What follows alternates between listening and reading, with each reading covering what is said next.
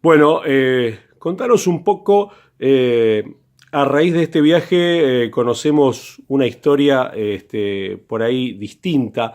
La verdad que no sabíamos esta suerte de traslado de Ranqueles a los ingenios de Tucumán. Contanos un poco cómo comienza esta historia.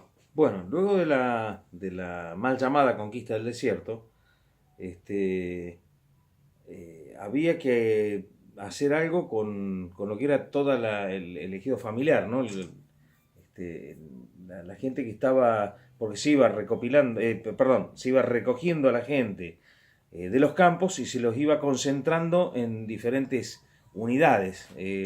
Una fue una reserva que se hace que se llaman las Totoritas, al sur de Villa Mercedes, a 10 kilómetros de Villa Mercedes.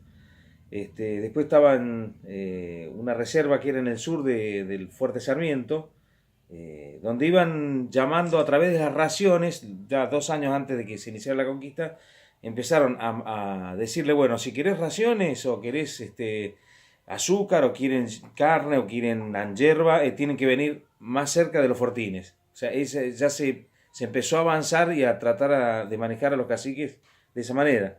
O si no, entraban a los campos, le sacaban los animales a los caciques y le decían, ¿querés los animales? Venite a vivir al fuerte o cerca del fuerte. Bueno, así pasó con el cacique Villarreal, con el cacique Ramón Platero, el Platero, Ramón Cabral. Y después, cuando entra la batida final, recogen a toda esa gente y la empiezan a ubicar en unidades.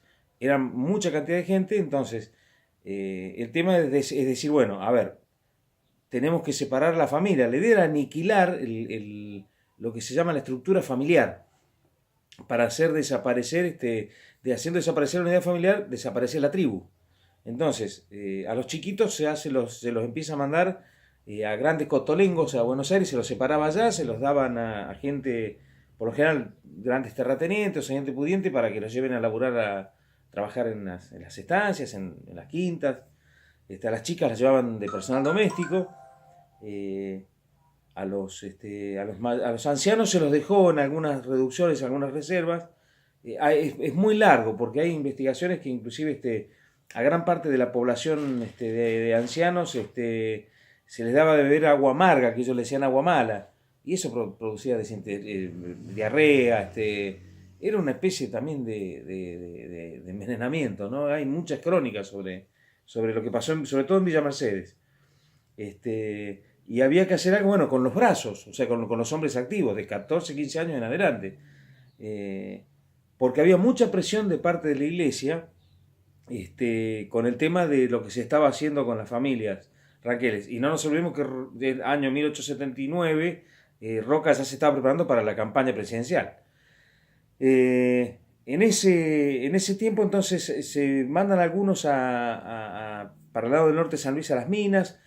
Rufino Ortega lleva mucha gente alrededor del medio a trabajar a Mendoza, pero la gran parte concentrada que estaba, los caciques principales se los manda Martín García, con parte de los capitanejos, sobre todo, o sea, dividieron la parte, todos los que podían nuclear, las cabezas políticas del pueblo Rangel, los mandaron a Martín García.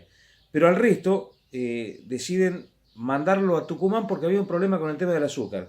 Los grandes señores del azúcar, los Colombres, los Padilla, los Pose, los Márquez, bueno, los Nogués, que habían aportado mucho dinero a la campaña de Roca, que era tucumano y eran del mismo círculo, le dijeron que les resuelvan el problema. Y en ese entonces a los ingenios azucareros traían gente del Chaco, también aborígenes del Chaco.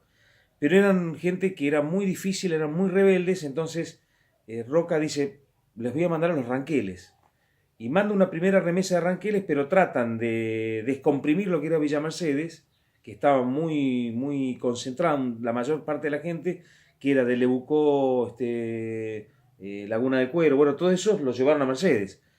Entonces esa gente la llevaron a pie hasta el Fuerte Sarmiento y de ahí a pie hasta Tucumán.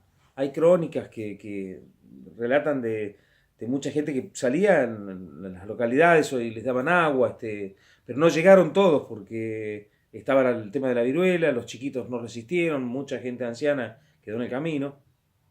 Y después, cuando está esa primera marcha, hay mucha gente de Río Cuarto que era La Concepción, se llama Villa La Concepción en ese entonces, que salió a denunciar eso, porque veían el maltrato de la gente que era llevada, y ante la presión de la prensa, y Roca, que estaba con el tema de la campaña presidencial, deciden cortar ese sistema de llevar a pie.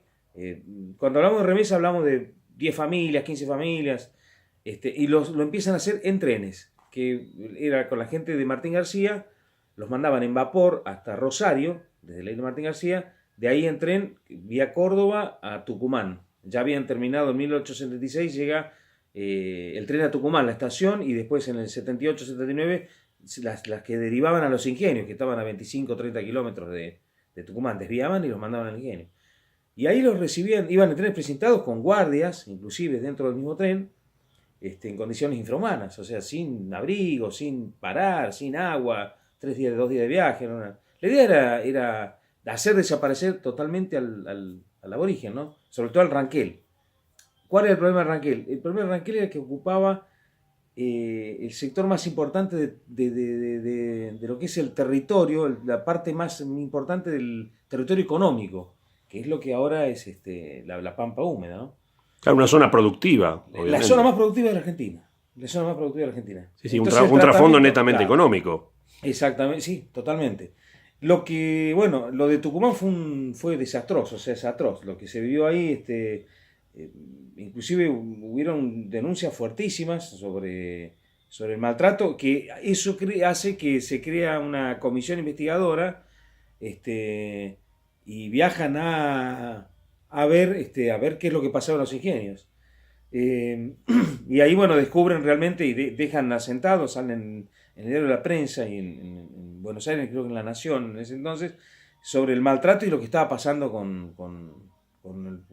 es más, decía, ¿dónde están, por ejemplo, los 400 ranqueles o 500 que vinieron en el 1878? Estamos hablando ya 4 años después.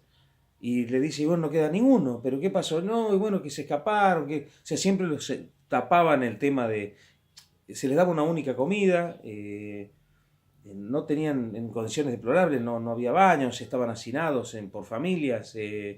Dice que les daban jornal, nos explicaba la chica ahí, la arquitecta que se le daban jornadas de 50 días, el mes duraba 50 días, y se le daban fichas de lata para intercambiar en la proveeduría, o sea que no se les pagaba. Y siempre no los dejaban salir, o sea, estaba el cerco de perros, de capataces, hasta que se produce una gran rebelión con el tema de una revuelta. Ya empezaban a confluir algunos anarquistas y a levantar a los obreros, y esa gran rebelión, bueno, dice que se producen en varios ingenios, incendios, disparos, y ahí se escapa mucha gente para el lado del río, Salí, y se desata una epidemia de cólera 2 meses después. Así que la gente que estaba en los montes, que tomaban agua del río, fallecieron, ¿no? La mayoría.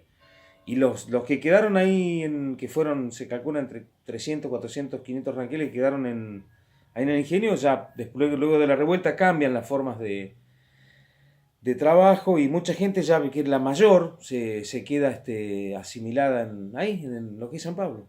San Pablo está fundado por sangre ranquelina, que inclusive nos encontramos, veíamos el rostro nativo del secretario que nos atendió, que, viste, cuando se emocionó el tipo, tiene el rasgo ranquelino, el tipo nos miraba así, y fue muy, muy, muy emocionante. Fue muy emocionante. Es una historia esta, realmente por ahí, no todo lo conocida quizás que debería ser, ¿verdad? Lo que pasa es que se tergiversó muchísimo la historia. Está el dicho que la historia siempre la escriben los que ganan, o los que pueden contarla, no los que pueden no contarla. Gran parte de la historia se sabe gracias a la oralidad, a la tradición, al relato oral de los que se pudieron escapar y que llegaron hasta General Hacha, Carro Quemado, Toay, la zona de Victoricas. Muchos, no muchos, pero los que se pueden escapar, que es, claro, algunos un 30%, pudieron volver. Sí, con la rebelión muchos se escaparon, sí.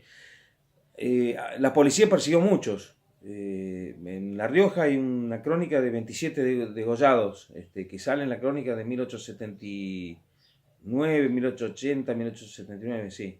que son pasados a degüello. Ahí dice en ese informe. Y los que se escapan son los que pueden contar, y hasta hoy en día uno habla con abuelitas y dice, sí, a mi abuelo lo llevaron a Tucumán, dice, él estuvo trabajando en la caña del azúcar, y se escapó, siempre ellos dicen, y se escapó. Y así, bueno, hay campos de concentración, como pasó en Rodeo del Medio, acá en Mendoza, que bueno, Rufino Ortega tuvo gente confinada para trabajar para su propio capital, o sea, no era un campo de concentración privado. Él los llevó y los confinó ahí a trabajar en sus fincas y también las crónicas de explotación, de violaciones, de maltrato, de jugar con los chinitos que le decía él, a bolearlos, o sea, los hacía correr y los enlazaba, les tiraba boleadoras. La verdad que fue un desastre. Sí, aberraciones sí. Realmente. Por ahí uno puede trazar una analogía, un paralelismo. Por ahí uno hoy ve situaciones de esclavitud de los negros de África y se horroriza de eso. Y bueno, tuvimos nuestros propios esclavos africanos aquí. Sí. Bueno, de hecho que no quedó casi nadie, ¿no? El pueblo africano fue, por más que se hablaba de que hubo una abolición de la esclavitud, luego de 1813, pero igual se siguió en el maltrato, sobre todo en las provincias del interior, que no podían aceptar, vienen con un perfil conservador y no aceptaban esas condiciones. La libertad del africano realmente lo vivió, lo reafirmó Roca, ¿no? Que era muy defensor de eso, de la libertad de los negros en Argentina. Muchísimas gracias. Gracias a ustedes.